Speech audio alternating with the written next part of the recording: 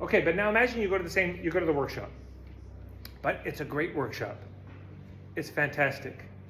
Like, has anyone been to a workshop where by the end of it, you just, like, you can look at your life as my life before that workshop and my life after? Yep. Yes. Okay. Or you read a book like that, you know, you just, one of those books that just showed up somehow synchronistically at the right time, and you open it to a page and there's the conversation you just had with a friend, and the answer, you know, you're just like, what? It's that kind of workshop. And I mean, you're in tears by the end of it with relief. Because this person's saying, this problem that you've had that you haven't been able to solve, here's why you haven't been able to solve it. Here's the blind spot. This is what you were missing. And you think this makes sense. So like for the first time in your life, you're seeing a path forward. But then when they get to the pitch is fucking terrible.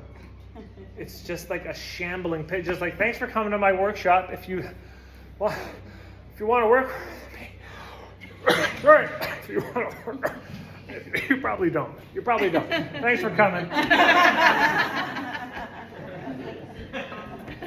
wasn't loved as a child, you know. It's just, it's awkward. It's, you know, it's like, I've got some stuff, but it's not that great. It's new, and there's other people out there anyway, so see you later.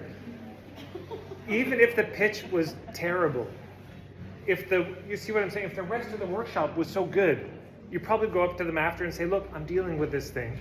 We need to work on your self-esteem, but on the issue of the day, you seem to have something to say. Can we, do you work together?